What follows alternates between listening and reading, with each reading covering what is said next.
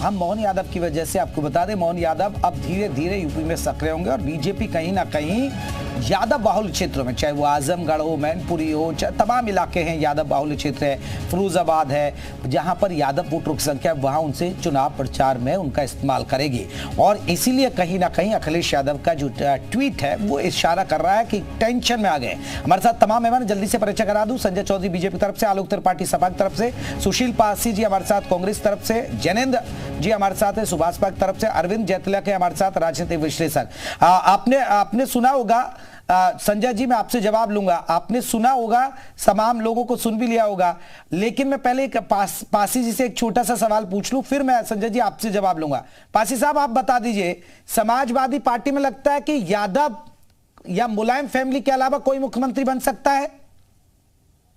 आप बता दीजिए, आप गारंटी ले सकते हैं? नहीं, देखिए देश में मैं आपसे कहना चाहता हूं कि पिछड़ों की राजनीति की बात जो है वो मंडल के आंदोलन के बाद से। अरे आप बताइए ना सर, और मुलायम के बाद अखिलेश ही बनेंगे ना मुख्यमंत्री, कोई और बन सकता है? आप ये बताइए। सुन लीजिए, अरे पूरी बात सुनिए, बीच में क्या पासी को कोई समाजवादी पासी को बना सकती है क्या मुख्यमंत्री या अध्यक्ष? अर्जुन सिंह जब इस देश में शिक्षा मंत्री बने तो उच्च शिक्षा में 27% का आरक्षण अर्जुन सिंह जब शिक्षा मंत्री बने थे, मानव संसाधन विकास मंत्री थे, तो पिछड़ों को 27% उच्च शिक्षा में आरक्षण देने का काम कांग्रेस ने किया। आज हमारे जननायक राहुल गांधी जी कहते हैं कि इस देश में पिछड़ों को हर क्षेत्र में सर अभी तक तो देखिए आप अखिलेश यादव की ब्रांडिंग करने में लग रहे थे, आप राहुल गांधी पर आ गए। मैं संजय चौधरी जी आपने सुना सुशील पासी जी को? मैं आऊंगा, तेरी बात सुनिए सुशील जी, और भी लोग हैं ना, आप जल्दी से अपनी बात रखिए ना। वो केवल जो है भाजपा वाले यादव समाज को भय चलाने वाला अभी भी मानते हैं, यही खिलाफ बोल रहे हैं। क्यों?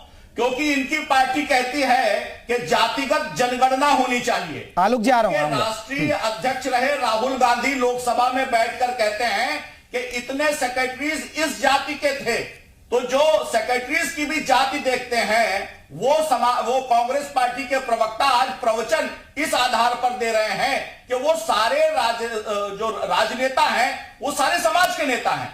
आज जिस विषय पर चर्चा हो रही है वो चर्चा इसी बात पर है कि यादव समाज के निकले हुए एक महत्वपूर्ण नेता के खिलाफ अखिलेश यादव जी जो परिवार के आधार पर यादव राजनीति का दम्भ भरते हैं, वो उसी समाज से निकले हुए राजनीतिक व्यक्ति जो यादव समाज से ही आता है, उसके प्रति जो संवैधानिक पद पर बैठा है उसके खिलाफ असम्मानजनक शब्दों का प्रयोग करते हैं।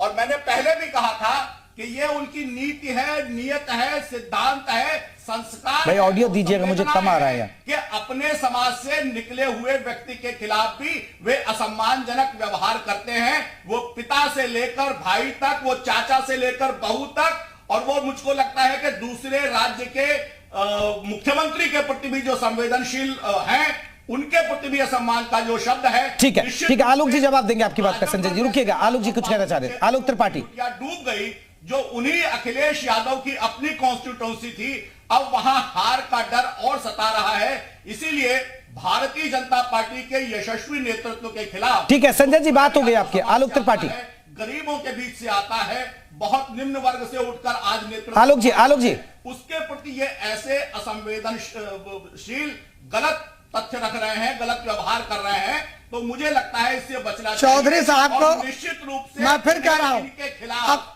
माफी मांगनी चाहिए, क्योंकि अगर किसी का असम्मान हुआ है तो माफी मांगकर उस असम्मान। ठीक है संजय जी, हो गई बात आपकी। आलोक जी जवाब देंगे आपकी बात का। आलोक त्रिपाठी जी, निश्चित रूप से मोहन यादव जी से माफी मांगे। चौधरी जी, मैं आपसे सिर्फ एक बात पूछना चाह रहा हूं।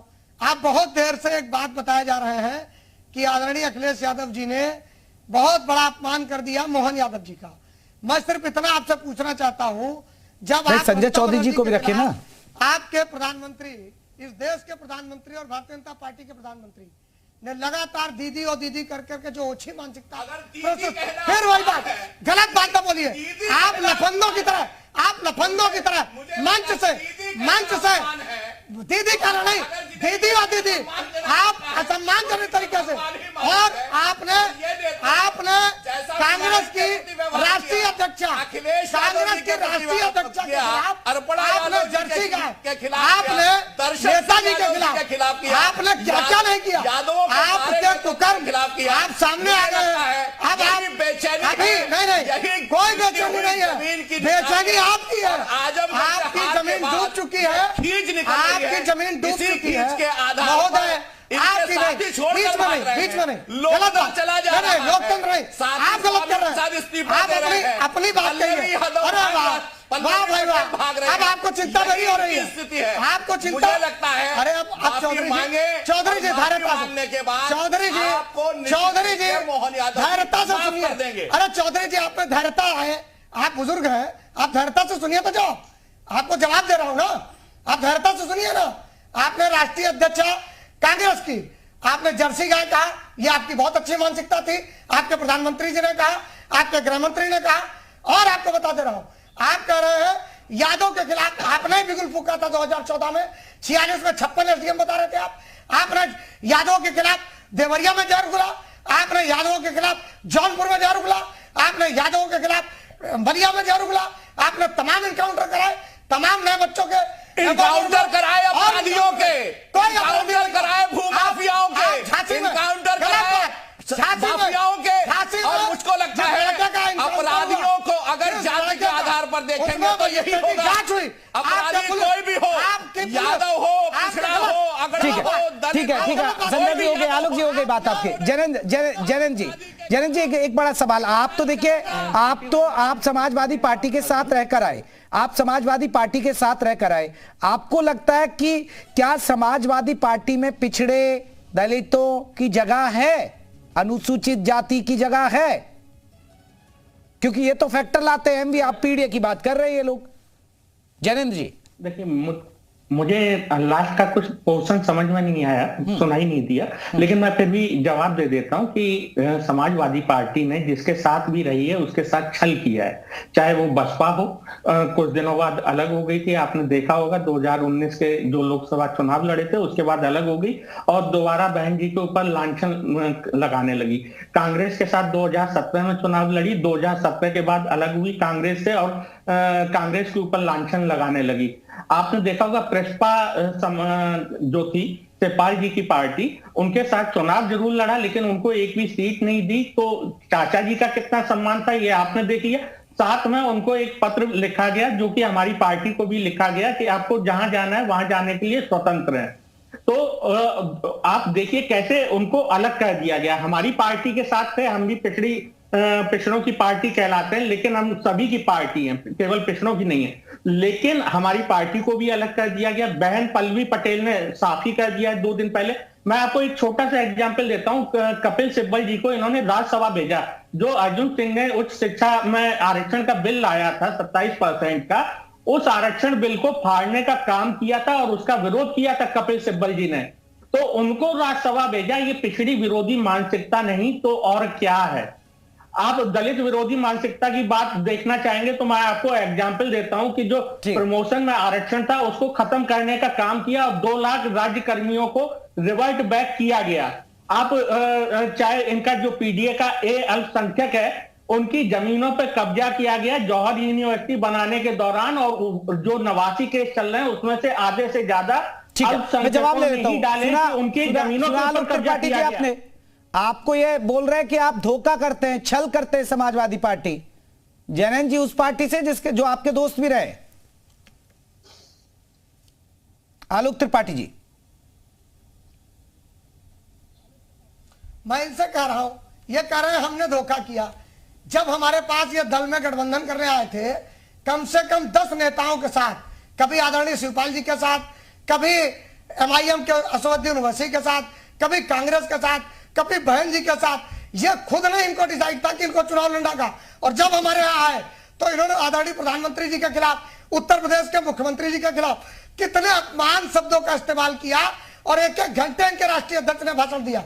1-1 घंटे उन्होंने कहा कि सबसे देश में जो नंबर 1 का झूठा है उसको प्रधानमंत्री बताया, नंबर 2 का झूठा है उसको मुख्यमंत्री बताया, और तो उसके बाद जब ये जाते हैं चौधरी जी बहन जी के साथ 1995 में गेस्ट हाउस कांड किया गया था, उसके बाद अखिलेश जी और डिंपल जी उनके चरणों में सादा दंडवत थे। चिंता है, आप इस चीज को क्यों भूल जाते हैं कि चुनावों के समय दल एक साथ आते हैं लेकिन वो अपनी विचारधारा नहीं छोड़ते हैं। इस चीज को ध्यान रखिए, जो दल साथ में आते हैं वो कॉमन मिनिमम प्रोग्राम के ऊपर साथ में आते हैं। बच्चों का भरण पोषण आपको ये ध्यान रखना चाहिए, ठीक है? नहीं तो फिर ये कहेंगे ये पहले ये राघवन समाज गेस्ट हाउस अपने गेस्ट हाउस में उसके बाद उनके पैरों के पार्टी के नेता थे, आज इनसे मुंह बंद कर लिया। इसका सवाल का जवाब दे दीजिए कि किन बहन जी के ऊपर जानलेवा हमला किया 1995 में 2019 में नेता थे, उन्हीं के पैरों पे रोक लगा रहे थे, पार्टी के बड़े नेता थे। चल मैं लौटूंगा, मैं एक रिएक्शन ले लेता हूँ, फिर पासी साहब के पास चलूंगा, पासी साहब के साथ जाऊंगा भी। अरविंद जी से एक रिएक्शन, ठीक है जैनन जी रुकेगा, अरविंद जी एक बड़ा सवाल है, क्योंकि 10% के आसपास वोटर है यादव और काफी महत्वपूर्ण भूमिका में है, 50 सीटों पर असर डालता है। ये असर लोकसभा में अगर बीजेपी मेहनत करेगी और बीजेपी जिस तरह दिशा देने लग गई है, बैनर पोस्टर दिख रहे हैं जगह जगह, इस तरह के पोस्टर देख रहे हैं कि मोहन यादव जी के प्रति अपमान, तो लग रहा है कि बीजेपी कहीं ना कहीं यादव वोटरों को साधेगी, भविष्य में एक मास्टर प्लान तैयार करेगी। क्योंकि मोहन यादव की बात करें, पहला मास्टर स्ट्रोक माना गया था बीजेपी का एक यादव चेहरा, यह पहली बार हुआ किसी यादव को मुख्यमंत्री बीजेपी ने बनाया, जिससे मध्य प्रदेश को साधने की कोशिश की गई, साथ में राजस्थान को साधने की कोशिश की गई, हरियाणा में भी काफी संख्या में यादव वोटर है और आपके यूपी में भी काफी संख्या में यादव वोटर है। बिल्कुल शर्मा जी, देखिए राजनीति में प्रहार वही किया जाता है जहां पे चोट पहुंचती है। भाजपा ने जो है मोहन यादव को उतार करके वो चोट पहुंचाने की कोशिश की है। मैं एक घटना बताता हूं, इससे सारी चीजें स्पष्ट हो जाएगी कि आखिर अखिलेश यादव जी को कटाक्ष करना क्यों पड़ा, तंज क्यों कसना पड़ा। 2004 का लोकसभा का चुनाव हो रहा था, मुलायम सिंह यादव जी यूपी के मुख्यमंत्री थे और उस समय बहुजन समाज पार्टी जो है 6 यादवों को लोकसभा का टिकट दी थी। उसमें आपके आजमगढ़ से ही रमाकांत यादव थे, मछली शहर से उमाकांत यादव थे, फैजाबाद से मित्रसेन यादव थे, खलीलाबाद से भालचंद्र यादव थे, आपके चंदौली से कैलाश चंद्र यादव थे। और मजेदार बात है कि 6 यादवों में 5 यादव बहुजन समाज पार्टी से चुनाव जीत गए और वहां पर सपा के अधिकतर कैंडिडेट जो थे यादव थे। वहां की जनता ने सपा को वोट न देकर के बहुजन को दिया। आज देखिए पूरी राजनीति पलट गई है। अब तो मोहन यादव मुख्यमंत्री है, भारत में उनके अलावा कोई यादव मुख्यमंत्री भी नहीं है। स्वाभाविक रूप से उसका अपना असर पड़ता हुआ साफ दिख रहा है। देखिए वो जो राजनीति थी, जो पुराने कास्ट लाइन की, वो पूरी तरह से बदल गई है। जो एक जातियां जो होती थी, मूछ का सवाल होता था, कम्युनिटी का सवाल होता था, अब जातियां अपनी अस्मिता के खोल से बाहर निकल रही है। उन्हें समझ में आ रहा है कि किसके साथ जाने से राष्ट्र का भला होगा, समाज का भला होगा या हाशिए के लोग का भला होगा। ऐसे में अखिलेश यादव जी को इस बात का कहीं ना कहीं डर सता रहा है कि मोहन यादव के उत्तर प्रदेश में आगमन से, अभी देखिए भाजपा जो रणनीति बना रही है, इनको जो है उनके अस्मिता का सवाल उठा करके, उनके अपमान का सवाल उठा करके इस लड़ाई को बहुत आगे ले जाएगी। और मुझे लगता है कि यादव समाज का एक बड़ा सेक्शन, अब देखिए 2022 में 12% यादवों ने भारतीय जनता पार्टी को वोट दिया था। तो यह कोई अगर ये समझे कि हम जातियों को अपना रियाया बना करके रखेंगे, कोई भी पार्टी, बस सबकी बात कहता हुई, तो ये अब वो राजनीति पूरी तरह से बदल गई। आपने सही कहा, राजस्थान में, मध्य प्रदेश में, आपके उत्तर प्रदेश में, बिहार में यादवों का एक बहुत बड़ा बिल्कुल। और ये एक बड़ी बात है, आपने भी सही एक बहुत पॉइंट उठाया कि देखिए अगर एक चेहरा यादव है, वो पूरे देश में मोहन यादव है। अगर हम देखें तो अभी क्योंकि यहां जो स्थिति बनी हुई है, एक बड़ा पासी साहब एक बड़ी बात है, इन्होंने ये कहते हैं कि देखिए हम तो सबका साथ सबका विकास है, और उसका उदाहरण मोहन यादव है। पहली बार इन्होंने एक यादव चेहरा मुख्यमंत्री बना दिया और वही टेंशन अखिलेश यादव की बढ़ा रहा है। और उसी में ही आप पासी साहब ये कह भी रहे हैं, उनकी पैरवी भी कर रहे हैं वैसे, लेकिन आपको नहीं लगता कि एमवाई का जो दाग था वो समाजवादी पार्टी पर लगता रहा, एमवाई फैक्टर चलती है। अब ठीक है, अब ये पीडीए लेकर आ गए नया। देखिए ऐसा है कि जो ये 2024 का चुनाव होने जा रहा है, ये 2014 और 19 का चुनाव नहीं है, ये 24 का चुनाव है। भारतीय जनता पार्टी को 10 साल शासन करने का मौका मिला। अब 10 साल में उन्होंने युवाओं के साथ जो अग्निवीर योजना लेकर के आए, उसमें 4 साल की उन्होंने नौकरी का वादा किया। पहले इन्होंने काला धन की बात कही, 10 साल तक ये काला धन की सूची नहीं दिखा पाए। तो अब इस देश में इन्होंने नौकरी कितनी दी है पिछड़ी जात के लोगों को, अनुसूचित जात के लोगों को कितनी दी है। अब ये सवाल इस देश में इस तरह का है, जो इस देश में अन्याय हो रहा है युवाओं के खिलाफ, नारियों के खिलाफ, और इस देश में अनुसूचित जाति के खिलाफ, और इस देश में पिछड़ी जाति के लोगों को भागीदारी के लिए, तो जो ये अन्याय काल है इसमें न्याय कैसे। इसीलिए जननायक राहुल गांधी जी हमारे भारत जोड़ो न्याय यात्रा पूरे देश में इस समय कर रहे हैं। तो अब इस देश में जो 19 का चुनाव नहीं है कि पुलवामा में आपके एक लहर आई और उसमें आपका चुनाव हो गया, और यही डर है इनको कि जब से जाति जनगणना की बात जननायक। अरे पासी साहब आप तो अभी तो हार कर आए हैं। पासी साहब आप तो देखिए, आपने तो छत्तीसगढ़ भी गवा दिया, राजस्थान भी गवा दिया, मध्य प्रदेश में चांसेस थे वो भी आपने गवा दिए ना सर। कहां अभी जनता आपको कहां स्वीकार करे। ये जानते हैं आप कि तेलंगाना में हमने पूर्ण बहुमत की सरकार बना ली, कर्नाटक में हम इनसे छीन करके ले गए हैं, दक्षिण भारत में 129 सीटों पे इनको हमने सफाया कर दिया है, उत्तर भारत में राजनीति अब इनको 2024 में पता चलेगी।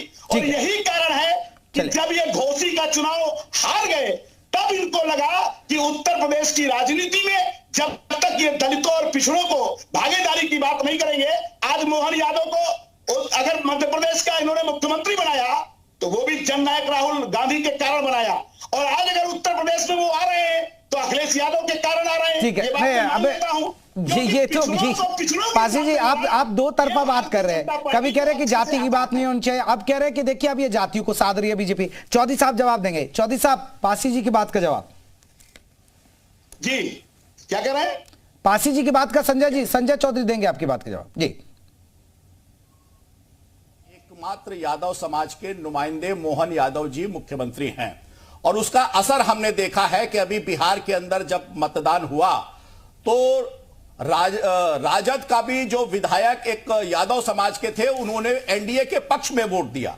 पूरे देश में भारतीय जनता पार्टी के प्रति यादव समाज का निरंतर अपना समर्थन बढ़ रहा है, और इसीलिए इस समर्थन से बौखलाए हुए अखिलेश जी ने निश्चित रूप से उस नेतृत्व के खिलाफ अपमानजनक शब्दों का प्रयोग किया है। क्योंकि उत्तर प्रदेश के सर्वाधिक जनसंख्या वाले आजमगढ़ जैसे यादव बाहुल्य क्षेत्र में भी जो अखिलेश जी की अपनी कॉन्स्टिट्यूंसी थी, वहां भी अखिलेश जी अपने गढ़ को नहीं बचा पाए थे।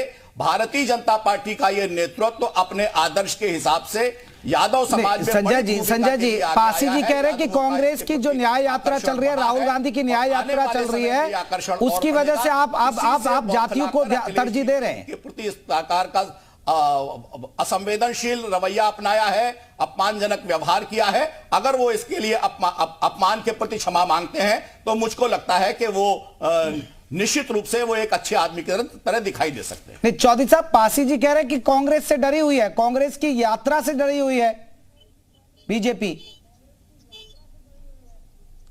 देखिए, कांग्रेस की स्थिति तो यह हो गई है कि धीमे धीमे कांग्रेस के सारे साथी कांग्रेस को छोड़कर भाग रहे हैं, और राहुल जिस भी राज्य के अंदर पैर रखते हैं वहां कांग्रेस के साथी भाग जाते हैं।